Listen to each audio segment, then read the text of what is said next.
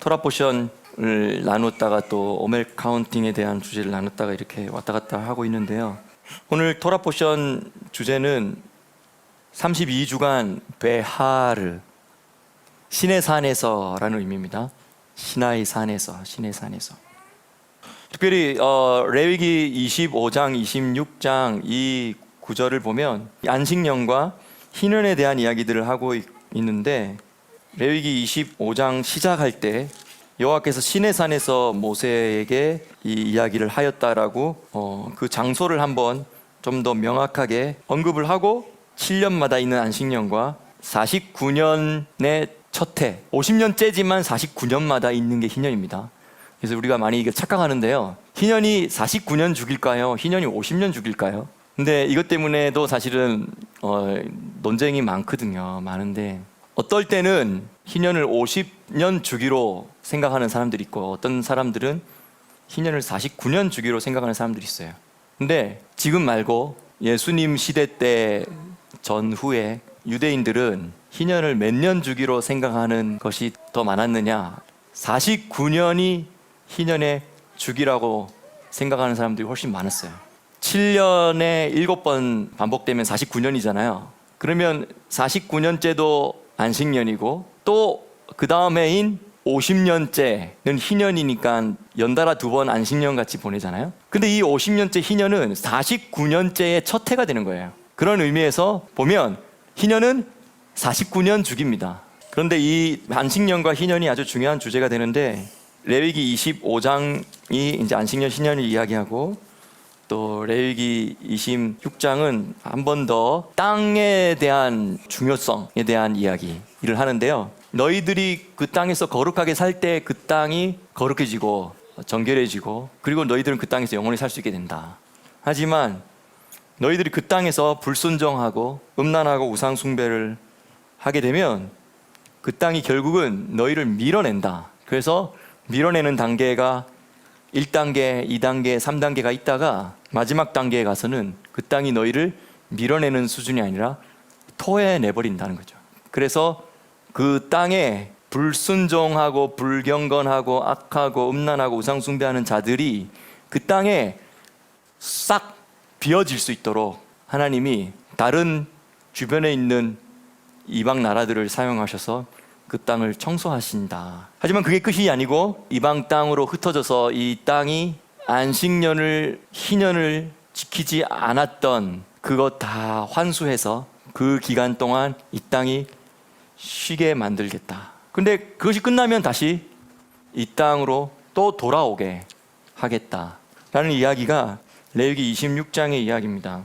그리고 25장에 이제 희년과 안식년, 그리고 26장에 특별히 이 땅이 얼마나 중요한지 이야기를 하는데, 사실은 여기서 말하는 이 땅은 히브리 말로는 하아레츠라고 돼 있어서요, 2차적인 의미로 볼 때는 지구의 모든 땅을 의미하는 것이 맞지만, 1차적인 의미에서는 여기서 말하는 땅 할 때 때로는 하아레츠를 땅이라고 안 하고 또 토지라고 한글 성경은 번역했는데, 그 레위기 25장 23절에 토지를 영영히 팔지 말 것은 토지는 다 내 것임이라 할 때, 이 토지는 아다마가 아니고요, 흙이 아니고요, 또 사데라고 말하는 밭이 아니고요, 이 토지는 하아레츠입니다. 그 땅입니다. 그래서 한글 성경에는 토지라는 말이 히브리어에 3개가 나와요. 하아레츠도 아주 극히 드물게 토지라고 번역할 때가 있었어요. 근데 하아레츠는 다른 구절에서는 다 땅이라고, 그 땅이라고 번역했는데, 근데 여기만 독특하게 하아레츠를 토지라고 번역을 해서 우리가 어감은 좋은데 또 생각 연결을 잘 못할 수도 있을 것 같아요. 근데 하아레츠라고 말하면 이 이스라엘 땅을 말하는 겁니다. 에덴 동산의 중앙인 이스라엘 땅을 말하는 것입니다. 그래서 아다마라는 것도 때로는 토지, 흙, 또 땅 이렇게 번역하기도 하고요. 사실은 흙이잖아요. 근데 그걸 흙이라고 번역할 때도 있었고, 토지라고 번역할 때도 있었고, 땅이라고 번역할 때도 있어요. 아다마도. 그리고 사데는 밭이거든요. 밭이. 너희 토지에서 소산이 나올 때, 이런 구절들이 있는데요, 그 토지는 또 사실은 하아레츠도 아니고 아다마도 아니고, 흙이라는 의미의 아다마도 아니고, 그건 사데, 그러니까 밭이라는 뜻이에요. 식물을 경작해서 열매를 내는 밭. 레위기 25장, 여기서 토지는 영영이 팔지 말 것은 토지는 다 내 것임이라. 너희는 나그네요 우거하는 자로서 나와 함께 있느니라. 너희 기업의 온 땅에서 그 토지 무르기를 허락할지니 만일 너희 형제가 가난하여 그 기업 얼마를 팔았으면 그 가까운 친족이 와서 판 것을 물을 것이요 만일 그것을 물을 사람이 없고 자기가 부요하게 되어 스스로 그것을 물을 힘이 생기거든 그 판 해를 계수하여서 남은 값을 산 자에게 주고 그 기업으로 돌아가게 할 것이다. 그러나 자기가 물을 힘이 없어서 그 판 것이 희년에 이르기까지 산 자의 손에 있다가 희년에 미쳐 돌아올지니 그가 곧 그 기업으로 돌아갈 것이니라. 우리가 이제 다 기본적으로 안식년과 희년은 다 아니까 희년에 대한 이야기 중에 좀 독특한 하나의 사상이 있는데 그게 바로 무르기 사상이에요. 무르기, 그 토지 무르기라고 하기도 하고 기업 무르기라고도 하는데, 무르는 거는 되갚아줘서 되찾아오는 걸 무르는다고 하죠. 이거 우리가 게임 같은 거 할 때 뭐 장기를 둔다든지 바둑을 둔다든지 일 때 한번 이렇게 했는데 손을 딱 놓고 나니까 잘못된 거야. 그래서 한번 물어달라고 요청하는 건 이건 다시 돌이켜달라, 그 전 상태로 회복할 수 있도록 좀 허락해달라, 이게 이제 무르기죠. 오늘은 이 무르기를 한번 해보려고 합니다. 무르기 나눔을 한번 해보려고 해요. 7이라는 하나님의 사이클 안에서 하나님은 사람을 위하여서 안식일을 만드셨죠. 안식일은 사람을 위해서 있는 것이고 그 이 안식일의 주인은 예수 그리스도이십니다. 아멘. 예수님께서 신약성경에서 이렇게 말씀하셨잖아요. 안식일은 사람을 위해서 있는 것이고 안식일의 주인은 예수 그리스도이시다고 예수님께서 해석을 해주셨는데 그것은 그때뿐만 아니라 지금도 여전히 적용되는 말씀이고, 또 예수님께서 2000년 전에 이 땅에 계시는 동안 이 말씀을 하시기 전에도 여전히 안식일의 주인은 예수 그리스도이셨습니다. 근데 이제 이 안식일은 7일 주기인데 이것은 사람을 위한 것이라면, 안식년은 7년 주기인데 이것은 땅을 위한 것입니다. 안식년은 땅을 위한 샤밧이 되는 것이죠. 이 레위기 말씀에 어떻게 보면 절정이 25장 희년인 것 같아요. 23장에서는 또 절기장이 있었지만 24장, 25장까지 넘어오면서 25장의 희년을 이야기하는데, 이 희년이 어떻게 보면 레위기 말씀의 절정이라고 생각해 볼 수도 있습니다. 이 25장의 안식년과 희년이. 근데 26장 가면 이제 이 안식년과 희년은 땅에 대한 관점이 있기 때문에 땅이 얼마나 중요한지에 대한 이야기를 하고, 땅을 제대로 대우 안 해주면 땅이 너희들 다 토해낸다, 이 이야기를 하는 것이죠. 그래서 이 거룩이라는 주제를 다루는 이 레위기의 후반부 말씀에서 이 안식일은 사람이 거룩하게 살아가기 위해서 중요한 세팅인 것이죠. 하나님의 시간. 그런데 하나님은 하나님의 백성들이 구별되어 거룩하게 살 수 있도록 하는 방법으로 중요한 세팅을 안식일로 주셨다면, 똑같이 이 땅을 깨끗이 하고 이 땅을 거룩하게 하기 위해서 하나님께서 안식년이라는 7년의 주기를 주신 것이죠. 그래서 19장부터 20장까지 하나님 나라의 백성의 거룩함에 대해서 이야기하고, 21장에서는 그 중에서도 제사장의 거룩과 대제사장은 또 더 거룩해야 될 것에 대한 이야기 할 때, 특별히 부정하게 되지 말 것에 대한 이야기를 하는데, 죽음을 만지지 말 것, 시체를 만지지 말 것, 가까운 제사장 같은 경우는 부모와 자식과 형제까지는 장례식에 참여하고 그 시체를 만지는 것까지는 장례식에 참여하는 건 허락되지만, 대제사장 같은 경우는 그것까지도 허락되지 않는 것이죠. 그 사망에 접촉한 자는 부정한 상태로 떨어지기 때문에 사망의 상태가 조금 그 사람 안에 들어오게 되면 그게 바로 부정함이라는 히브리어 개념인 것이죠. 근데 그러되면 이제 정결하게 되는 시간을 보낸 후에 다시 제사장의 직무를 감당할 수 있게 되는 것이죠. 이 제사장의 거룩은 더 수준 높은, 대제사장은 더 수준 높은 거룩을 요구하는데, 거룩에 있어서 가장 중요한 문제는 사망에 접촉하느냐 안 하느냐인 것입니다. 그러니까 생명이 활성화된 상태를 유지하느냐 아니냐가 거룩에 있어서 가장 중요한 체크 포인트가 된다는 것이죠. 그리고 22장은 물질 관계에 있어서의 거룩에 대한 이야기를 하고요. 또 23장은 시간에 있어서의 거룩, 구별된 시간에 있어서의 거룩이 회복되어야 될 것에 대한 이야기를 하고, 하나님께서 그 거룩한 시간에, 정해진 시간에 맞춰서 하나님께서 찾아와 주시고 인류 구원을 이루시고 메시아닉 킹덤을, 천년왕국을 시작하심으로 말미암아 회복된 에덴 동산으로 들어가게 하는 그런 이야기들을 하고 있는 것이죠. 그리고 나서 25장에 넘어가면 이제 땅의 거룩입니다. 그게 바로 안식년과 희년에 대한 이야기죠. 그리고 26장은 이 땅을 차지하여서 이 땅에 들어와서 사는 사람이 이 땅을 잘 누릴 건지 아니면 이 땅에서 쫓겨날 건지에 대한 문제들을 다루는 것입니다. 근데 이제 7일 주기의 안식일에는 6일째 아침에 안식일 날 너희들이 일을 하지 않아도 먹고 살 수 있도록 6일 날 더블 포션을 주는 거잖아요. 아침에 2배의 만나를 거두게 했던 것 기억하시죠? 그런데 광야 생활 동안에는 안식년이라는 걸 없습니다. 광야라는 땅을 돌아다니긴 했지만 지금 여기서 이 안식년이 실행되어야 할 땅은 너희가 그 땅에 들어가거든 이라고 해서 하아레츠라고 딱 이 땅을 이야기한 거예요. 이제 여러분, 이제 1차적으로는 이 땅은 이 이스라엘 땅이고 약속의 땅이고 에덴 동산의 중앙 땅이지요.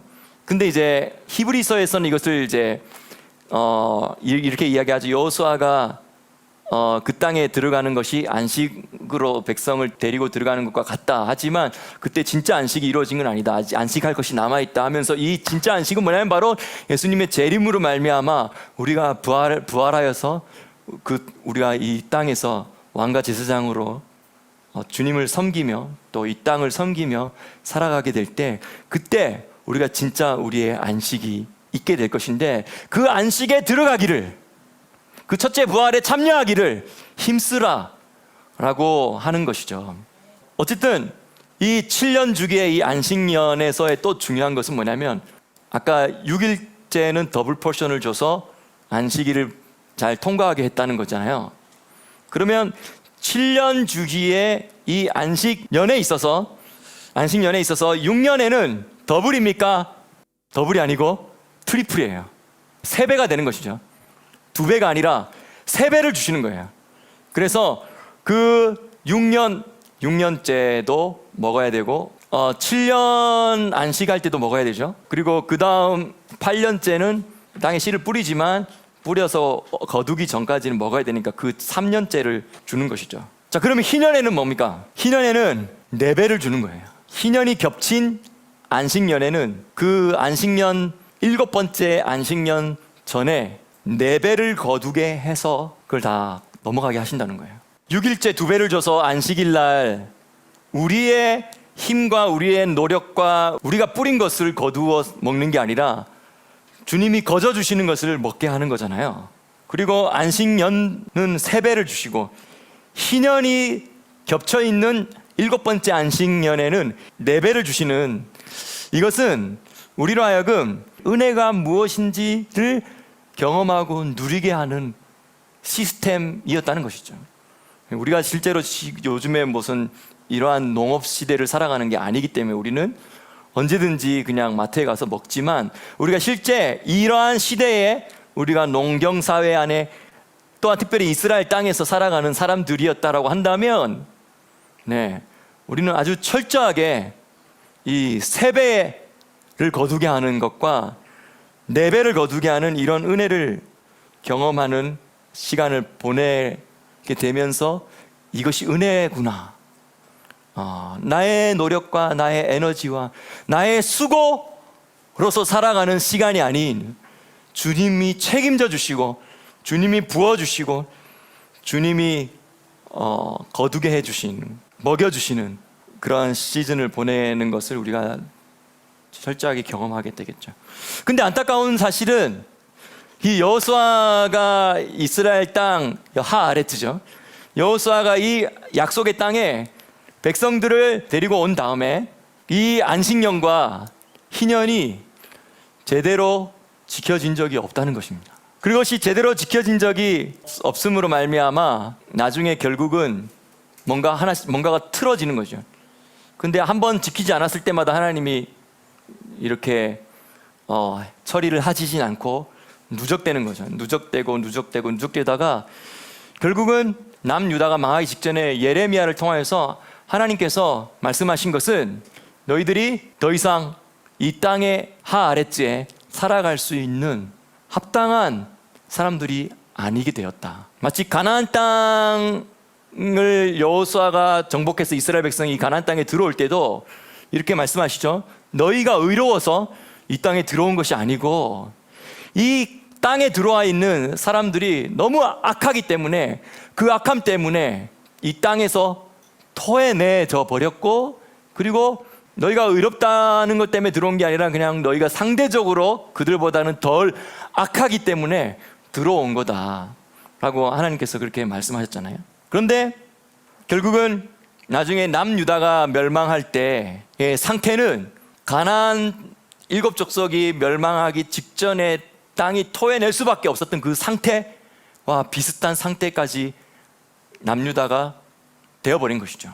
자녀를 몰래에게 내어주는 그러한 우상숭배의 여러 가지 종류 중에서도 가장 끔찍한 우상숭배의 단계까지 예루살렘의 왕이 자기 자식을, 산 자식을 그렇게 내어주면서까지 우상숭배 가장 마지막 단계라고 할 수 있는 그 단계까지 예루살렘의 왕이 그걸 허락해 준 것이죠. 이 땅에.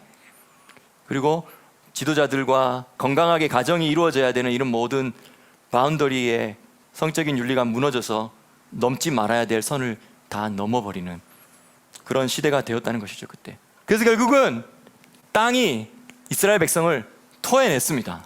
이 이야기가 레위기 26장에 하고 있는 것이죠.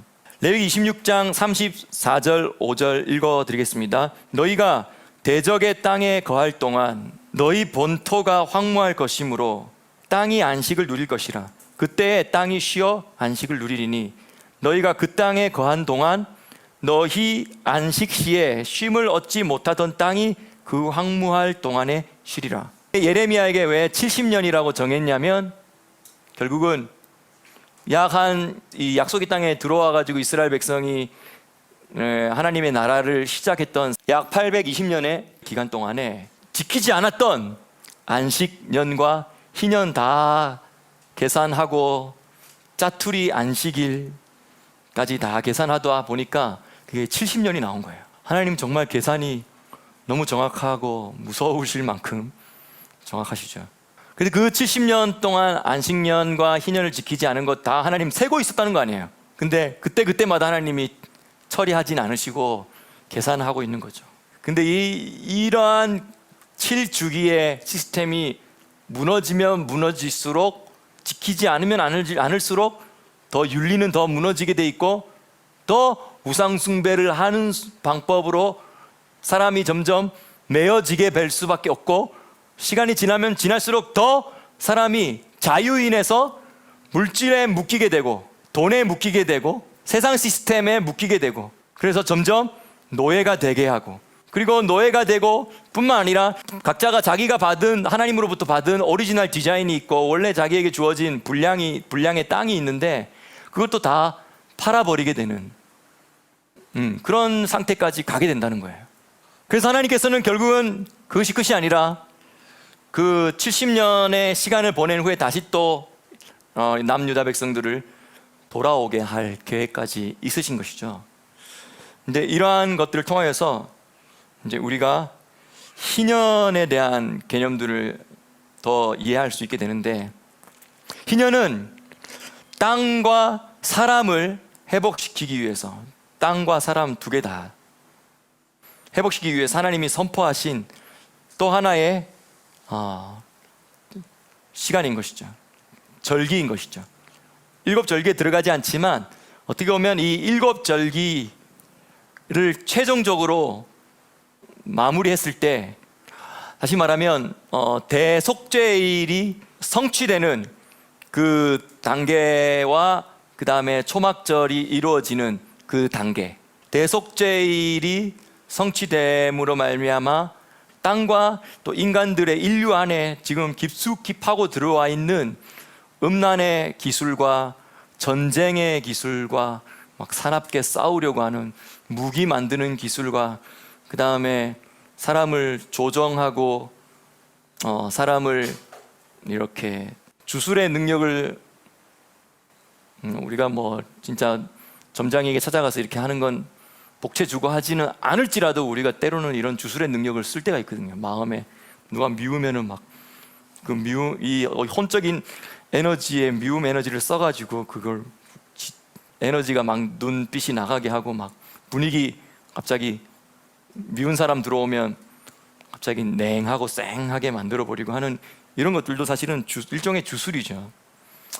근데 이러한 하나님 우리에게 부여하신 영적인 능력들을 잘못 사용하게 되는 것, 이게 저는 주술이라고 생각하거든요. 근데 이러한 세 가지를 이 아자젤이라는 이 천사가 사람의 딸들과 결혼하도록 천사들을 부추겼던 리더 대표거든요. 근데 그 대표가 이렇게 함으로 말미암아 인류, 안 그래도 지금 선악을 알게 하는 나무의 실과를 먹어서 꽤 문제가 지금 많이 발생하고 있는데, 분별이 안 되고 있는데, 잘못 선택하고 지금 살아가고 있는데, 거기다가 이 더 악으로 치닫게 만드는 이 일을 인류에게 만들어 버린 것이죠. 그리고 그렇게 된 인류는 땅을 더 악하고 음란하게 만든 것이죠. 저는 사실 이 레위기 18장, 19장 보면 레위기는 특별히 음란에 대한 이야기들을 많이 언급하잖아요. 성적인 축복을 누리는 것도 있지만 하나님이 허락하신 한계를, 성적인 한계를 다 넘어서 버리는, 그래서 모든 관계에 있어서 바운더리를 다 넘어버리는, 심지어는 동물에게까지 이렇게 해버리는 이런 종류의 음란에 대해서 계속 여러 차례 강조를 하시면서 조심시키는 이러한 장면들을 볼 때 저는 어떤 생각이 딱 나냐면, 홍수 이전의 상태도 딱 이랬겠구나. 근데 그것은 단순히 몇몇 지역이 아니라 전 지구가 그냥 이러한 상태로 죄악으로 다 덮어버려서 장악되어 버렸다 할까요? 그래서 진짜 지구가 인류를 다 토해낸 사건이 홍수가 아니겠느냐라는 생각이 들더라고요. 어쨌든 땅이 더러워지는 것은 사람 때문에 땅이 더러워지는 겁니다. 아담과 하와가 사실은 불순종하여서 선악을 알게 하는 나무의 실과를 먹고 사망이 들어온 거잖아요.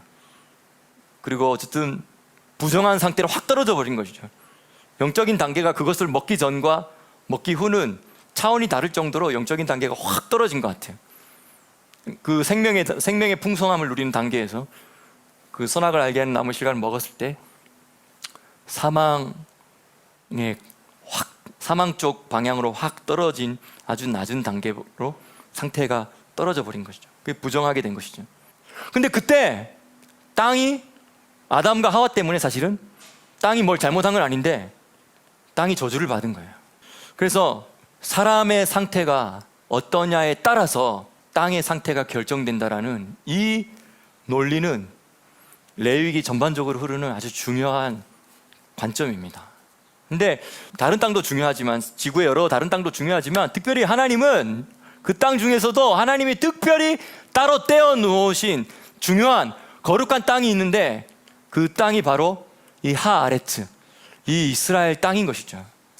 그런데 그렇기 때문에 이 이스라엘 땅에 살아가는 사람들이 어떻게 하느냐에 따라서 불순종하느냐 순종하느냐 음란하느냐 음란하지 않느냐 다른 온갖 짬뽕 종교를 들어와서 이것이 종교의 혼합적인 색채로 띄어지게 될 것이냐 아니냐, 이 사람들의 이 영적인 상태를 어떻게 관리하느냐가 이 땅에 운명이 달렸다는 것이죠. 그래서 보면 하나님은 어떻게 보면 그런 관점으로 보면 하나님은 사람보다도 이 땅을 더 중요하게 생각하는 거예요. 그렇죠? 왜냐하면 이 땅이 너무 중요하기 때문에 이 땅에 좋은 사람들을 데려와 놓고 그 사람들이 이 땅을 잘 다스리며 살게 하고 싶은 거야. 근데 그 사람들이 잘못 행하고 또 과거에 있었던 잘못들을 반복하고 그들이 나왔던 이집트 땅의 풍속을 따르고 그들이 들어가게 될 가나안 땅의 풍속을 따르고 그들이 이 바벨론의 문화와 바벨론의 시스템을 따르게 되고, 그리고 그들이 홍수 이전의 시대의 그 타락한 상을 또 다시 이 땅에 반복하게 될 때 하나님은 얄짤없이 안 봐주고 그냥 그 사람들 싹 쓸어버리고 땅에서부터 치운다는 거예요. 그렇게 보면 하나님은 사람보다도 뭘 더 중요하게 생각해? 이 땅을 더 중요하게 생각할 정도로 이 땅이 중요한 거예요. 왜냐하면 이 땅은 우주의 중심이고 예수 그리스도께서 다시 오실 때 이 땅에 그분의 보좌가 있을 것이고 그분이 이 땅의 보좌에 앉아서 이 땅을 중앙 정부로 삼으시고 이 지구를 통치하시며 이 우주 만물을 통치하실 아주 중요한 장소이기 때문입니다. 예수님께서 초림 사역을 시작하실 때 누가복음 말씀에 보면 이사야서 61장 말씀을 선포하면서 예수님께서 시작하셨죠. 어떻게 보면 예수님의 공생애는 예수님께서 받지 않으셔도 될 침례를 우리 때문에 받으심으로 말미암아 본격적으로 예수님의 공생애가 시작된 것이죠. 근데 그 공생애의 첫 스타트가 바로 공식적인 스타트라고 말할 수 있는 장소가 예수님의 고향이었던 나사렛이었는데, 나사렛 회당에 가셔서 예수님께서 회당에 가셔서 예수님 좀 금식한 지 얼마 안 됐고 또 보식 시간도 예수님 좀 가지셔야 되고 하는데 마르고 헬속해진 상태로, 겉으로는 그런 육체적으로는 그렇죠. 그러니까 사람들이 더 어떻게 보면 예수님을 무시했을지도 모르겠어요. 초반에는. 맞죠?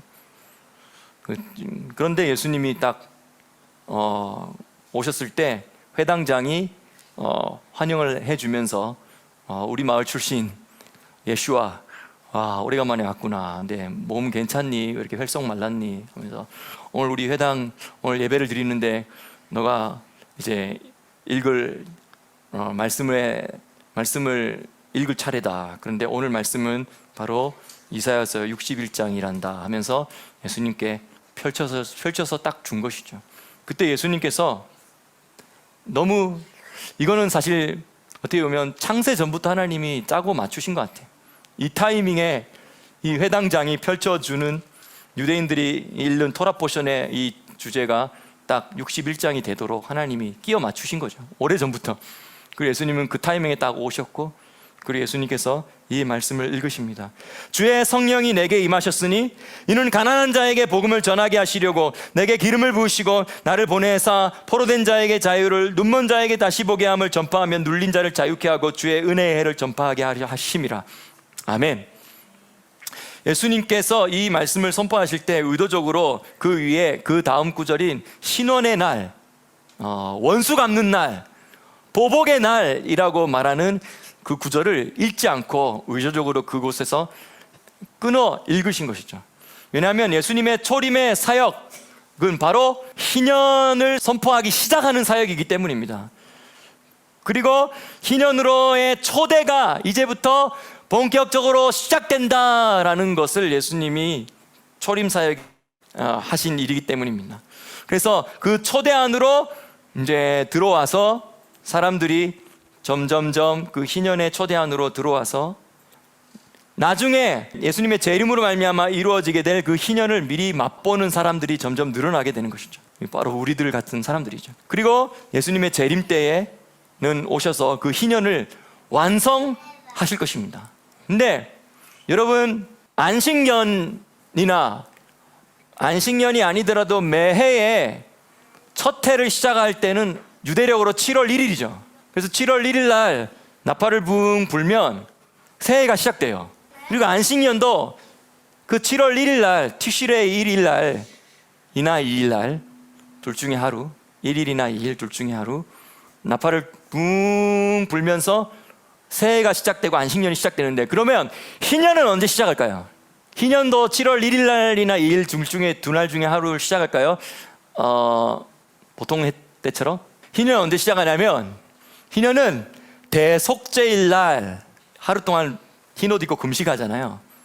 그리고 아사젤 염소도 보내고, 대속죄일에 이제 해가 떨어지기 바로 직전에 예루살렘의 여인들이 미리 준비해 놓은 흰색 깨끗한 옷을 미리 준비해 놓은 옷을 입고 준비하고 있다가 이제 해가 떨어질 때쯤에 성전의 문이 이렇게 닫히는 그 과정 가운데 대제사장들이 나팔을 붑니다. 부. 그 나팔을 부는 소리를 듣자마자 예루살렘의 딸들이 준비한 흰옷으로 딱 갈아입고, 예루살렘과 감람산과 기드론 골짜기 이 사이에 예루살렘의 딸들이 손에 손을 잡고 강강술래를 춤추듯이 막 이렇게 돌면서 춤을 춰요. 그래서 흰의 나팔을 100번 불게 되는데, 그것을 불게 되고 마지막 나팔을 테키아 가돌이라고 하죠. 거의 숨이 끊어질 정도로 한 15초, 20초를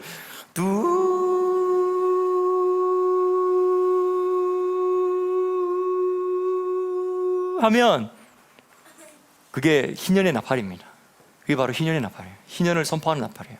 그런데 그 타이밍에, 그 대속죄일의 마지막 그 타이밍에 일어날 일이 뭐냐면 바로 예수님의 예루살렘으로의 입성인 거예요. 재림, 예수님의 재림하실 예수님의 예루살렘으로의 입성이 되는 것이죠. 다시 말하면 그 타이밍에 마지막 그 나팔이 희년을 선포하는 나팔이라는 것은, 희년은 곧 무엇을 의미하냐면 예수님의 재림을 의미하는 거예요. 예수님의 재림으로 말미암아 이 땅이 회복되어지고, 예수님의 재림으로 말미암아 사람들이 죄로 빼앗기고 저주로 빼앗겼던 그들의 삶의 원래 모습을 다시 다 되찾아오는 것이죠. 다다시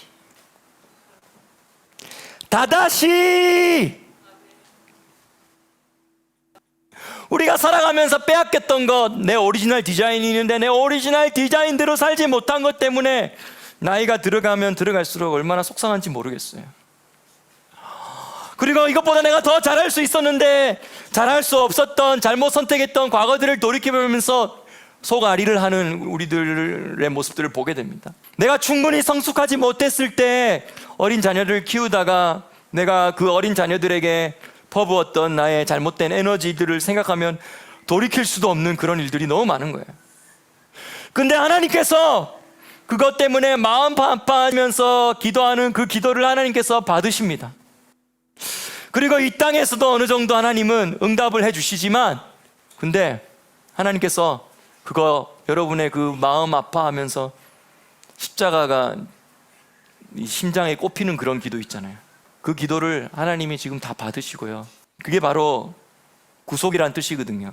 구속이 게울라라고 합니다. 히브리 말로.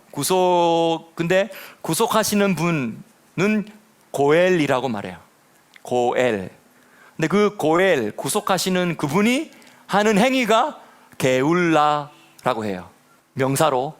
그래서 동사로는 가알이라고 하면 구속하다라는 뜻인데, 우리가 저번에도 나눴지만 이 게울라라는 행위는, 구속이라는 이 행위는 첫 번째는 대신 대가 지불을 하고 사오는 것입니다. 소속을 바꿔버리는 것이죠. 지금 뭔가 죄에 팔렸어요. 잘라버리 내가 또 내 노예가 돼버렸어요. 살다 보니 또 하나님이 나에게 부여하신 오리지널 디자인이 많이 손상돼 버리고 빼앗기기도 하고 원수에게 빼앗기기도 하고 귀신에게 농락당하기도 하고 그 돌이킬 수 없어.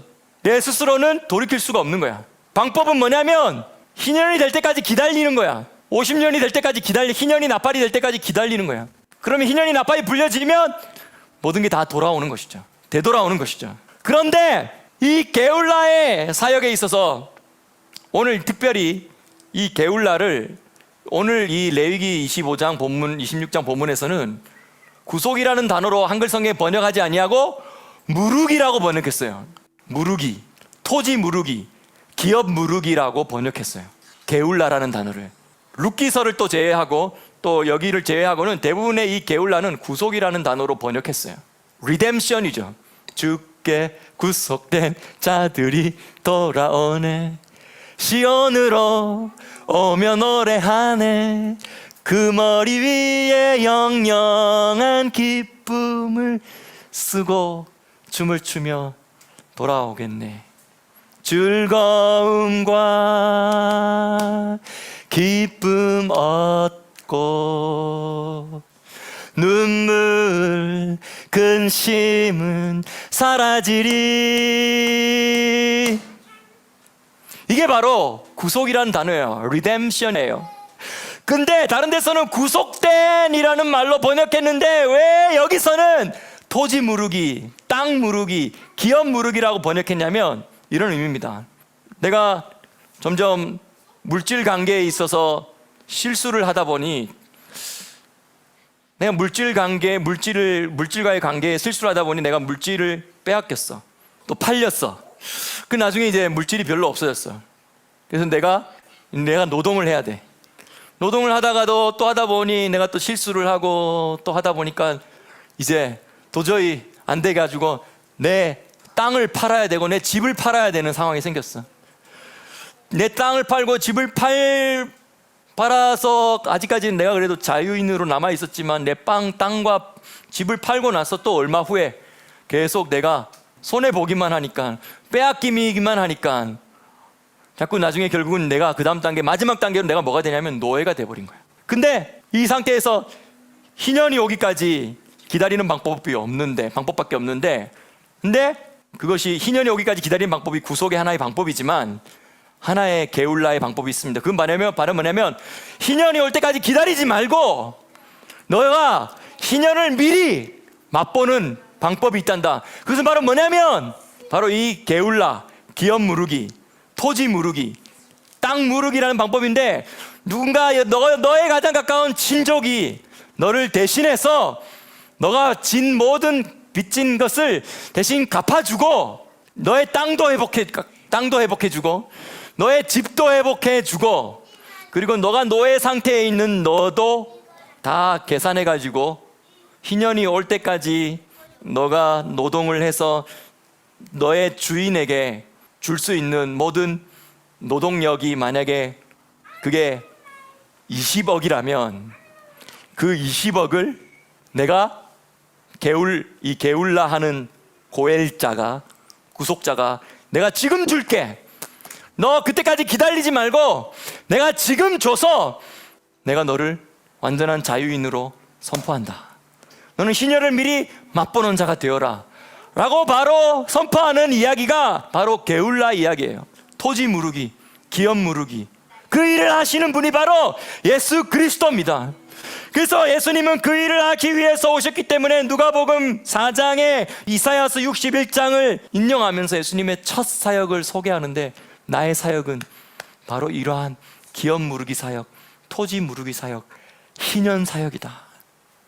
내가 너희들이 희년이 오기까지, 물론 내가 희년이 오면 내가 너희를 다 완전한 구속의 단계로 이끌어 가겠지만 원수를 갚고 그리고 너희들을 완전한 구속의 단계로 완전한 자유 안에 부활의 자녀로서 하나님의 자녀의 단계로 이끌어 가겠지만 그때까지 기다리지 말고 이 시간 너희가 예수 그리스도의 복음을 믿음으로 말미암아 천국의 복음을 믿음으로 말미암아 받아들임으로 말미암아 예수 그리스도의 십자가의 피 대가 지불을 믿음으로 받아들임으로 말미암아 지금 이 순간 희년을 맛보아라. 지금 이 순간 자유를 맛보아라.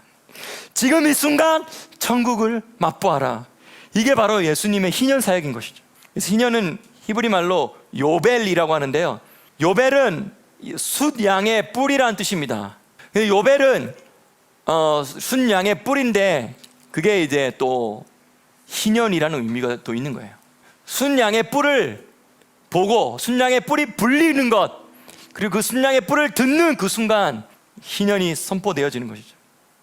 근데 이 희년의 요벨이라는 이 단어의 어근은 야발이라고 해요. 근데 이 야발의 뜻은 뭐냐면 나르다, 뭔가를 나르다, 가져오다, 또는 앞장서서 인도하여 데리고 들어가다. 이 무슨 그림입니까? 이 야발의 그림이 이미지가 떠오르나요? 앞장서서 인도하여 데리고 들어가다. 어디로? 네, 하아레츠로, 에덴 동산의 그 중앙으로, 예루살렘으로 예수님께서 입성하실 때 우리가 그 뒤를 따라가며 춤을 추며 기뻐하며 외치며 많은 물소리와 같은 찬양 소리를 부르며 우리가 그분 뒤를 따라가는 거예요. 그게 바로 희년이라는 거예요. 이것이 예수님의 복음 사역이었고, 예수님의 천국 복음 사역이었고, 우리가 하고 있는 일이고 우리가 해야 될 일입니다. 뭐냐면 바로 희년 사역이에요. 때가 이르기 전에 희년을 적용해 주는, 그래서 자유와 해방을 선포하고 모든 잃어버린 것들을 되찾아주는 사역, 이것이 바로 희년 사역입니다. 하나님께서는 예수님을 바로 희년 사역자로 부르셔서 게울라 사역을 하게 하신 것인데, 하나님께서는 동일하게 우리도 희년 사역자로 부르신 것이죠. 오늘 이 말씀을 나누면서 하나님께서 여러분들에게 다시 한 번 더 격려하고 계십니다. 너는 희년 사역자다. 너는 희년 사역을 그렇게 해오지 아니하였느냐. 다시 한번 힘을 내어서, 예수님이 재림하시는 그 순간은 이제 게울라 사역의 세 번째 의미인 원수 갚는 의미로서의 게울라 사역을 하러 오시는 거예요. 근데 예수님은 그걸 누가복음에서는 읽지 않았다고 했잖아요. 남겨놨다고 했잖아요. 그리고 샤낫 라존 라 아도나이만 선포하신 거죠. 그게 바로 뭐냐면 샤나트는 해란 뜻이고요, 라존 라 아도나이는, 라존은 기뻐 받아준다는 뜻이에요. 여호와께 기뻐 받아주는 해를 선포하시며, 사실은 따지고 보면 이방인 가운데 예수 그리스도를 믿어서 구원받아서 그 천국을 누리고 있는 우리들은 따지고 보면 무슨 자격을 있어서 우리가 이렇게 놀라운 천국을 누리는 건 아니죠. 하나님 나라를 누리는 건 아니죠. 천국을 보장받은 건 아니죠. 말 그대로 샤낫 라존 라 아도나이, 우리는 그냥 하나님이 결정하셨어요. 내가 너희들 자격이 미달이지만 그래도 내가 너희를 기뻐 받아줄게 라고 결정하신 그 기간, 우리가 이 복음의 기간을 보내고 있는 거죠. 그렇기 때문에 이 하나님이 작정하신 이 기간을 우리가 하나님의 마음과 하나님의 뜻으로 동일하게 우리도 그 복음 추수 사역을 하기 위해서, 그 희년 사역을 하기 위해서, 그 게울라의 두 번째 의미, 토지 무르기, 땅 무르기, 기업 무르기 사역을 하기 위해서 하나님께서 우리를 부르시고 우리에게 지금 격려하고 계신다는 거예요. 여러분들 그렇게 해오셨지만 다시 한 번 더 힘을 내시고 하나님의 성령의 도움을 받으시고 샤낫 라존 라 아도나이, 이 예수님의 사역에 동참하시는 여러분 되길 바랍니다. 희년 사역자, 희년의 사역자가 되기를 예수님의 이름으로 축복합니다. 아멘. 그래서 이 마지막 예수님이 재림하시기 직전까지는 우리가 희년 사역을 하겠다라고, 내 생명이 다하기까지는 희년 사역을 하겠다고, 내가 휴가하기 직전까지는 내가 희년 사역을, 마지막까지는 내가 최선을 다해 보겠다고, 그 다짐을 하는 것이 우리에게 필요하고, 하나님 모든 사람이 구원받기를 원하시는 그 하나님의 마음이 우리에게 하나님이 터치하여 주시기를 원한다고 저에게 지금 하나님 감동을 주세요. 예수님의 희년 사역은 눈먼 자를 눈뜨게 하는 것이었습니다. 그리고 눌린 자들을 자유케 하는 사역이었습니다. 묶인 자들을 풀어주는 사역이었습니다. 마음이 상한 자를 치유하심으로 말미암아 영과 혼과 육의 온전한 회복을 가져오게 하는 사역이었습니다. 희년은 모든 것의 회복입니다. 다다시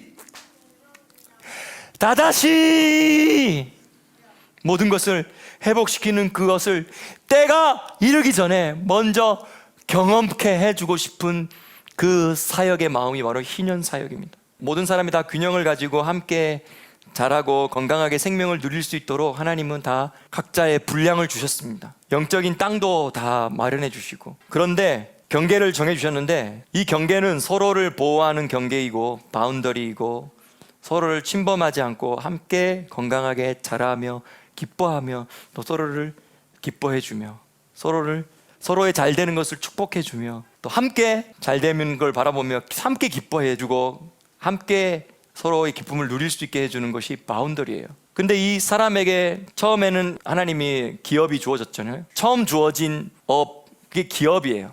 각 사람에게 하나님이 오리지널 기업을 먼저 주신 게 있는 것이죠.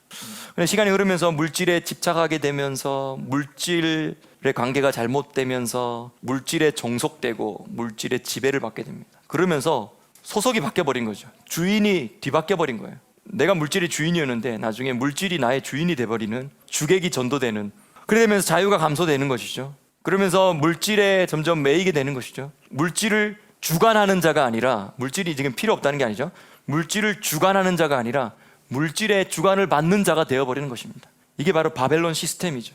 어느 순간 이렇게 되어지면서 점점 우리는 이 마지막 때의 이 바벨론 시스템 안에서 많은 사람들은 이 물질의 시스템에 종속되어질 것입니다. 그렇기 때문에 진짜 희년이 필요한 것입니다. 지금은 그 어느 시대보다도 사람들이 너무 많이, 물질은 풍부한데 더 많은, 예전보다도 더 자유가 없다고 할까요?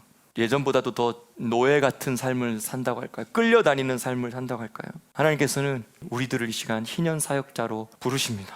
때가 오지 않았어도 희년을 적용해버리는 그런 사역을 할 수 있는 것은 예수 그리스도의 피밖에 없습니다. 예수님께서는 이러한 게울라를 위해서 기름 부으심 받은 분이셨고 우리도 동일하게 이런 기름 부음을 받은 자들입니다. 성령님께서 우리에게 더 이 일들을 감당할 수 있도록 내 안에서 역사하여 주십시오. 내가 누리는 이 희년이 더 증가되게 하여 주십시오.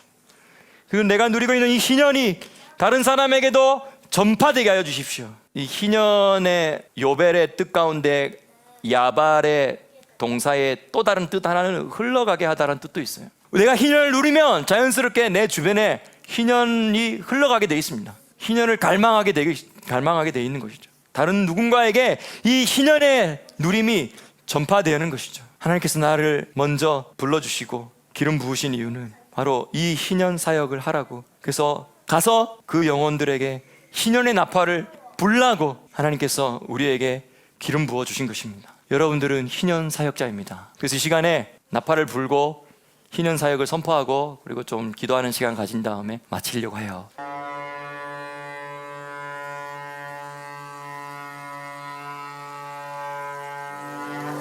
네, 하나님, 우리를 희년의 사역자로 불러주셔서 너무 감사합니다. 예수님께서 2000년 전에 오셔서 약속대로 모든 일들을 이루셨습니다. 희년을 선포하셨습니다. 우리의 각 심령 가운데 희년을 선포하셨습니다. 죄에 매이고 절망 가운데 쓰러져 있던 우리에게 예수님께서 희년을 선포하시고 참 안식과 자유를 누리게 하셨습니다. 예수님께 감사합니다.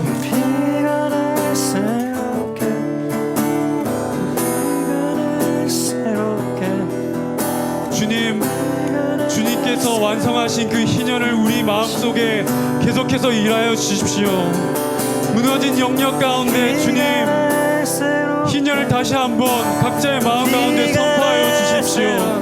함께 기도하겠습니다. 우리의 심령 가운데, 우리의 심령 가운데, 각자의 심령 가운데 하나님께서 계속 그 완성을 이루어 달라고, 이루어 가시도록 주님 기도하십시다. 비가 나 자유케, 비가 나 자유케,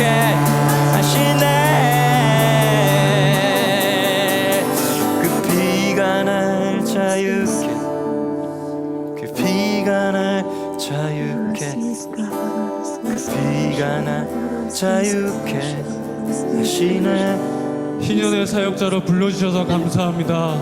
우리가 믿음으로 서서 이곳 가운데 예수님께서 주신 희년을 누리면서 이 예루살렘 땅에서 또 영적으로 우리가 함께 예루살렘 땅을 딛고 서서 우리가 희년을 또 선포합니다. 주님, 이 땅에 있는 많은 이들에게, 희년을 맛보지 못한 이들에게, 죄에 매이고 낭망으로 쓰러진 이들에게 우리가 희년을 선포합니다. 아멘. 예수야를 선포합니다. 희년을 선포합니다. 하나님의 그 언약의 성취자 예수야를 선포합니다. 희년을 선포해. 안식의 주인 예수야를 희년을 선포합니다. 선포해. 안식의 사역자로 이 땅 가운데 안식을 선포합니다. 때가 이르기 전에 희년을 희년을 선포합니다. 우리로 선포해. 말미암아 연약하셨던, 희년을 예언하셨던 그 선포해. 모든 것들이 이루어 주십시오. 이 희년을 예루살렘 땅에, 선포해. 이 이스라엘 땅에 주님의 희년이 선포되어집니다. 우리 함께 희년을 기도하겠습니다. 선포해. 이 땅의 모든 사람들이, 언약의 백성들 이스라엘 사람들에게, 또 신음하고 있는 팔레스타인 형제들에게 하나님의 희년이 선포되게 해달라고 주님 함께 기도하겠습니다. 시간 기도할 때 마이크 다 켜시고 여기서는 찬양할 테니까 여러분들 기도하십시오. 또 나팔 불며 여러분 선포합시다. 다 같이 마이크 끄고 기도하겠습니다. 희년을 선포하고 때가 이르기 전에 희년이 선포되어지게 하십시다. 네, 하나님, 이 땅 가운데 희년을 선포해. 하나님의 사람들이 주님의 완성하신 언약의 희년대로 희년을 선포해. 그 희년을 맛보고 완전한 안식의 예수와를 경험하고 있습니다. 주님, 이것을 우리가 믿음으로 선포하고 우리가 외치고 주님 기도합니다. 선포합니다. 주님 오십시오. 협정한 가운데, 신령 가운데 주님의 언약의 성취가 인정하고 오십시오. 주님, 자유케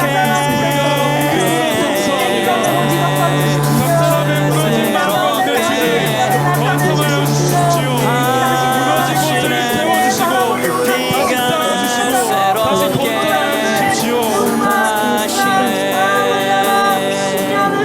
유대인에게 주님의 희년을 선포하시고 우리 믿는 이방인에게 주님의 희년을 선포하셔서 희년의 완성을 이루어 주십시오. 새롭게 당신의 사람이 되어서 예수 안에서 완성을 이루어가게 허락하여 주십시오. 소세여 만왕의 왕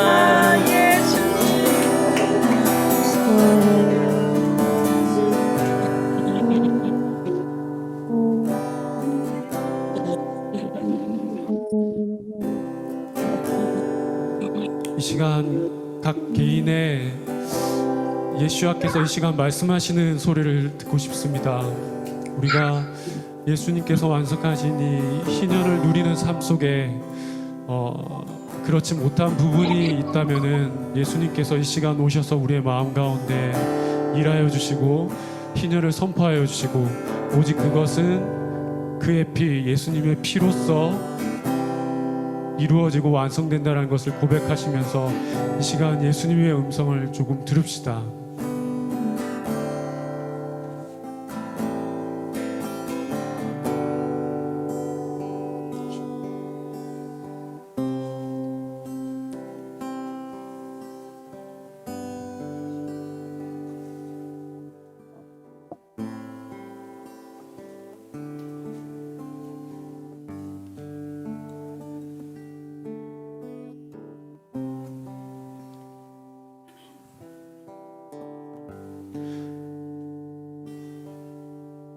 참된 생명이신 예수와 그분께 감사드립니다.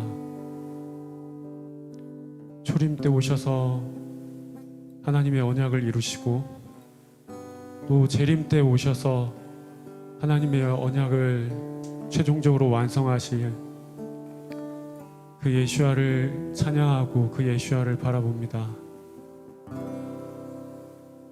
우리 가운데 희년을 선포해 주시고 우리가 희년의 삶을 살아가게 허락하신 것을 감사합니다.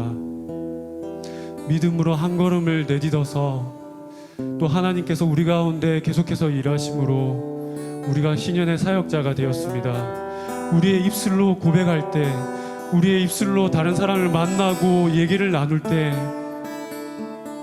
예수야의 참 평안, 참 안식이 증거되게 하시고 선포되게 하시고 완성되게 허락하여 주십시오. 각 사람 심령 가운데 그렇게 일하시고 이 땅에서 일하여 주십시오. 이 땅에서 일하여 주십시오. 하레츠. 계속된 아픔과 슬픔과 그런 충돌로 눈물을 흘리고 아파하는 이 땅 가운데서 주님, 당신의 언약의 성취를 이루어 주십시오. 일하여 주십시오. 일하여 주십시오. 우리 가운데 일하실, 이 땅 가운데서 일하실 하나님을 바라봅니다. 찬양합니다. 예수야의 이름으로 기도드립니다.